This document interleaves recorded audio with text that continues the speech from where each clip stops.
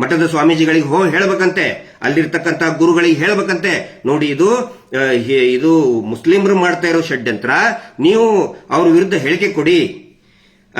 ಈಗ ನನ್ನ ವಿರುದ್ಧ ಹೇಳಿಕೆ ಕೊಡಬೇಕು, ಸಮೀರ್ ವಿರುದ್ಧ ಹಿಂದೂ ಎಲ್ಲರೂ ಕೂಡ ಎದ್ದು ಮಾತಾಡಬೇಕು, ಮತ್ತೆ ಮುಖ್ಯವಾಗಿ ಮಹೇಶ್ ಶೆಟ್ಟರ್ ವಿರುದ್ಧ ಮಾತಾಡಬೇಕು. ಅಂದ್ರೆ ನಮ್ಮೊಳಗಡೆ ಕಚ್ಚಾಡಬೇಕು, ಇಷ್ಟೇ ಅದ್ರದ್ದು ಇದನ್ನಿದು. 3ನೇ ಪಾಯಿಂಟ್, ಇದುವರೆಗೆ ಧರ್ಮಸ್ಥಳ ಯೋಜನೆ ಟ್ರಸ್ಟ್ ನಿಂದ ಎಷ್ಟು ಮಠ ಮಂದಿರಗಳಿಗೆ ಧನ ಸಹಾಯ ನೀಡಿದೆ? ಅಂದ್ರೆ ಇವು ಸಹಾಯ ಮಾಡಿದಾರಂತೆ, ಕೊಟ್ಟಿದ್ದಾರೆ 50,000, 10,000, 1,00,000. ಇದುವರೆಗೆ ಧರ್ಮಸ್ಥಳ ಯೋಜನೆ ಟ್ರಸ್ಟ್ ನಿಂದ ಎಷ್ಟು ಮಠ ಮಂದಿರಗಳಿಗೆ ಧನ ಸಹಾಯ ನೀಡಿದೆ ಎನ್ನುವುದನ್ನು ಪಟ್ಟಿ ಮಾಡಬೇಕೀಗ. ಎಷ್ಟು ದುಡ್ಡು ಕೊಟ್ಟಿವೆ ಅಂತ ಹೇಳಿ ಮಾಡಿ ಪರಮ ಪೂಜ್ಯರಿಗೆ ಬೆಂಬಲಿಸಲೇಬೇಕು ಎಂದು ಒತ್ತಾಯಿಸುವುದು. ಗೊತ್ತಾಯ್ತಾ ಯಾಕೆ ದುಡ್ಡು ಕೊಡ್ತಾ ಇದ್ದಾರೆ ನಿಮಗೆ?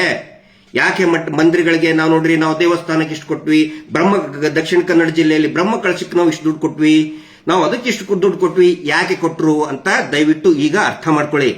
ಯಾರ್ಯಾರಿಗೆ ಇವ್ರು ದುಡ್ಡು ಕೊಟ್ಟಾರಲ್ಲ ಅವರು ಇವರಿಗೆ ಬೆಂಬಲಿಸಲೇಬೇಕು ಅಂತ ಒತ್ತಾಯ ಮಾಡ್ಬೇಕಂತೆ. ವ್ಯಾಪಾರ ಅಲ್ವಾ ಇದು? ಆಮೇಲೆ ಸಹಾಯ ಮಾಡಿದಾರಂತೆ. ಹೇಳೋದೇನು, ನಾವು ದಾನ ಧರ್ಮ ಮಾಡ್ತೀವಿ ಅಂತೇಳಿ.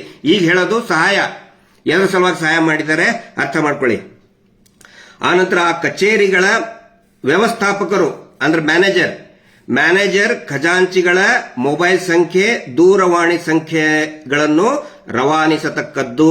ಯಾಕೆ ಬೇಕಪ್ಪ ನಿಮಗೆ? ಅದು ಆ ದೇವಸ್ಥಾನದ್ದು ಏನು ಮ್ಯಾನೇಜರ್ದು, ಖಜಾಂಚಿದು, ಟ್ರಸ್ಟಿ ಇದ್ದೇ ಇರ್ತಾರೆ. ಅಂದ್ರೆ ಏನು, ಖಜಾಂಚಿ ಇದ್ದೇ ಇರ್ತಾರೆ, ಟ್ರೆಜರರ್. ಅವ್ರ ನಂಬರ್ ಯಾಕೆ ಬೇಕು? ಅವ್ರ ಅಕೌಂಟೆಂಟ್ ನಂಬರ್ ಎದಕ್ಕೆ ಬೇಕು ನಿಮಗೆ? ಅರ್ಥ ಆಗತ್ತಿದು.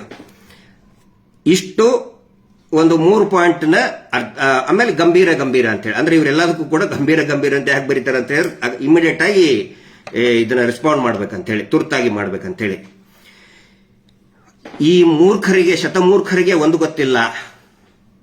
ಯಾವತ್ತಿಗೂ ಕೂಡ ನಮ್ಮ ರಾಜ್ಯದ ಅಥವಾ ದೇಶದ ಯಾವುದೇ ಮಠಮಾನ್ಯಗಳು ಅತ್ಯಾಚಾರದಂತಹ ಪ್ರಕರಣ ಬಂದಾಗ ಅತ್ಯಾಚಾರಿಗಳ ಪರವಾಗಿ ನಿಂತಹ ಒಂದೇ ಒಂದು ಉದಾಹರಣೆ ಇಲ್ಲ.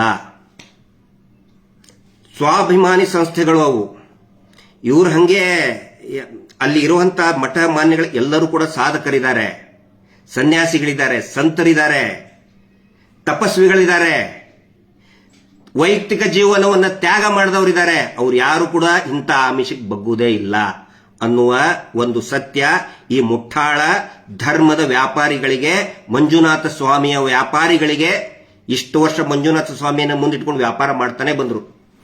ಮತ್ತೆ ಇದೇ ಧರ್ಮೋದ್ಯಮಿಗಳು, ಇದೇ ರಾಜ್ಯಸಭಾ ಸದಸ್ಯರು ಏನ್ ಹೇಳಿದ್ರು ಅನೇಕ ವರ್ಷಗಳ ಹಿಂದೆ, ಎಲ್ಲಾ ರಾಜಕಾರಣಿಗಳಿಗೆ ಒಂದು ಆಫರ್ ಏನ್ ಕೊಟ್ಟಿದ್ರು ಅಂತ ಹೇಳಿದ್ರೆ, ನೋಡಿ ನೀವು ಮಠದಲ್ಲಿ ಯಾಕೆ ದುಡ್ಡು ಕೊಡ್ತೀರಿ, ಯಾಕೆ ಸ್ವಾಮೀಜಿಗಳಿಗೆ ದುಡ್ಡು ಕೊಡ್ತೀರಿ, ಅದೇ ದುಡ್ಡು ನಮ್ಮಲ್ಲಿ ಈ ಮೀಟರ್ ಬಡ್ಡಿ ದಂಧೆ ಮಾಡ್ತೀವಲ್ಲ, ಈ ನಮ್ದು ಗ್ರಾಮಾಭಿವೃದ್ಧಿ ಯೋಜನೆಯಲ್ಲಿ ಹಾಕಿ ನಿಮಗೆ ಒಂದು 2-5% ಬಡ್ಡಿ ಮೇಲೆ ಕೊಡ್ತೇವೆ ಅಂದಿದ್ದಕ್ಕೆ ಯಾರು ಕೂಡ ಇವತ್ತು ಮಠ ಮಾನ್ಯಗಳಿಗೆ ದುಡ್ಡು ಕೊಡ್ತಾ ಇಲ್ಲ. ಎಲ್ಲರೂ ಕೂಡ ಬಡ್ಡಿ ದಂಧೆ ಮಾಡೋದಕ್ಕೆ ಇವ್ರಿಗೆ ಹಾಕ್ತಾ ಇದ್ದಾರೆ. ಈಗ ಹೇಳ್ತಾ ಇದ್ದಾರೆ ನಮ್ಮ ಸಹಾಯಕ್ಕೆ ಬನ್ನಿ, ಕಾವಂದರಿಗೆ ನಮ್ಗೆ ಏನೋ ಬೆಂಬಲಿಸಿ. ಅಂದ್ರೆ ನಾವೇ ಕಚ್ಚಾಡ್ಬೇಕಿಷ್ಟೇ, ನಾವೇ ಕಚ್ಚಾಡ್ಕೊಂತ ಹೋಗ್ಬೇಕು.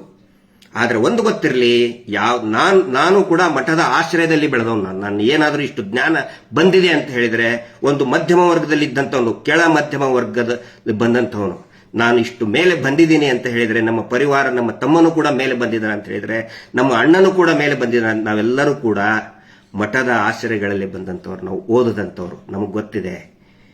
ಯಾರು ಕೂಡ ಈ ಆಮಿಷಕ್ಕೆ ಬಲಿಯಾಗುವುದಿಲ್ಲ. ಈ ಪ್ರಯೋಗವನ್ನ ಈಗ ಯಾರು ಹೊಸಬರಿಗೆ ಈಗ ಸ್ಟಾರ್ಟ್ ಮಾಡ್ತಾರೆ, ಆಲ್ರೆಡಿ ಸ್ಟಾರ್ಟ್ ಮಾಡಿದ್ದಾರೆ ಅವರು.